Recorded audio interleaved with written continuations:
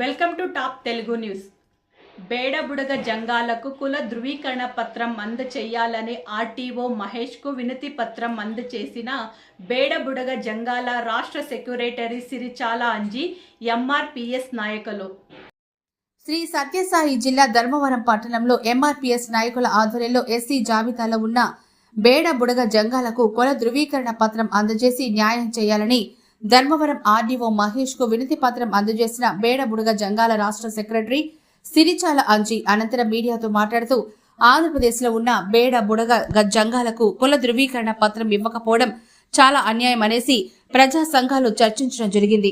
ఎందుకంటే ఒక కులంపైకి రావాలనుకుంటే విద్య ఎంతో అవసరం. విద్యార్థులు చదువుకోవాలి. వాళ్ళు చదువుకోవాలంటే వారికి క్యాస్ట్ సర్టిఫికేట్స్ ఉండాలి. క్యాస్ట్ సర్టిఫికేట్ తో పాటు ఉద్యోగ అవకాశాలు రావాలన్న ఈ భారతదేశంలో కుల ధృవీకరణ పత్రం అనేది కంపల్సరీగా ఉండాలి. కుల ధృవీకరణ పత్రం 2008 నుంచి ఇప్పటి వరకు ఒక కులానికి కుల ధృవీకరణ పత్రం ఇవ్వకపోవడం బ్రతికుండగానే చంపేసినట్లు సమానం. ప్రజా సంఘాలు బేడబుడగ సంఘాలు తెలియజేయడం జరిగింది. ఇప్పటికైనా ప్రభుత్వాలు దీనిపై స్పందించి మా బేడబుడగ జంగాలను గుర్తించి మాకు కుల ధృవీకరణ పత్రం వచ్చే విధంగా కృషి చేయాలంటూ ప్రభుత్వానికి విజ్ఞప్తి చేశారు. ఈ కార్యక్రమంలో ఎంఆర్పీఎస్ నాయకులు కేసగాళ్ల వెంకటేష్, కేసగాళ్ల శ్రీనివాసులు, వడ్డేర సంఘం నాయకులు డేరంగుల అంజి, బేడబుడగ సంఘాల నాయకులు తదితరులు పాల్గొన్నారు.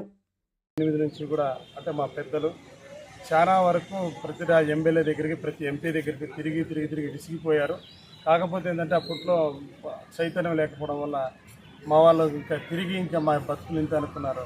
కొద్ది గొప్ప చదువుకున్న వాళ్ళందరూ కూడా 2016, 2015లో గౌరవ చంద్రబాబు నాయుడు గారిని చాలాసార్లు రిక్వెస్ట్ చేస్తే ఆయన కమిషన్ వేయడం జరిగింది. ఆ కమిషన్ వేసిన తర్వాత ఆంధ్రప్రదేశ్లో ఫస్ట్ జనాభా లెక్కలో తేలింది.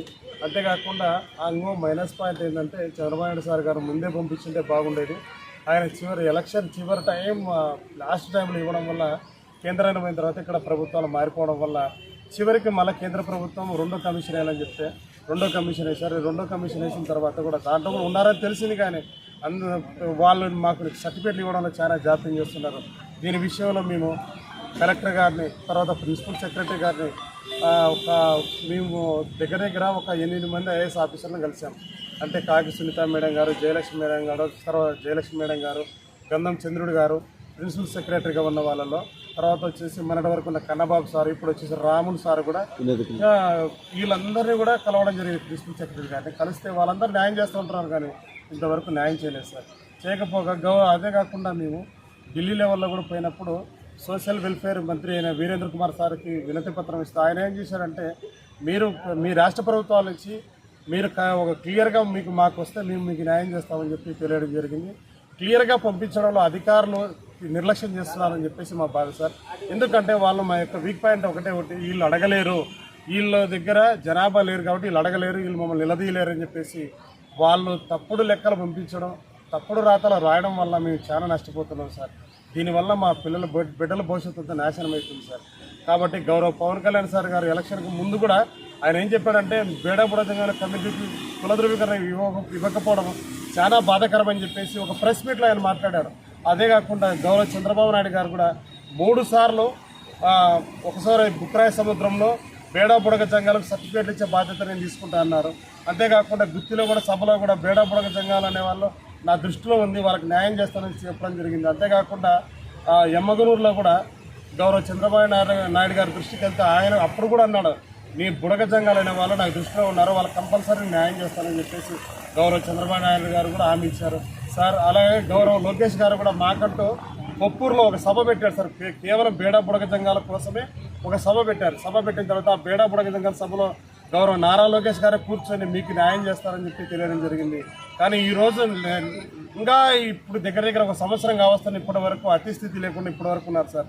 కావున గౌరవ చంద్రబాబు నాయుడు గారికి, అలాగే గౌరవ పవన్ కళ్యాణ్ గారికి, గౌరవ లోకేష్ బాబు గారికి మేము తెలియజేయడం కనుక సార్, మీరన్నీ కూడా మా ప్రభుత్వంలో రాకముందు మీకు అందరికీ మా విషయం తెలుసు సార్.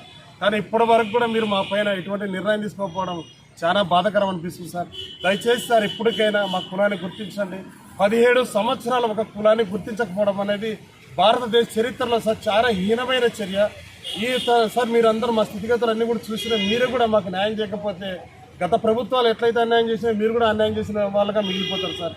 కావున మీరు కూడా మాకు అన్యాయం చేశారని అనిపించుకోకుండా మాకు న్యాయం చేస్తారని ఆశిస్తున్నాం సార్.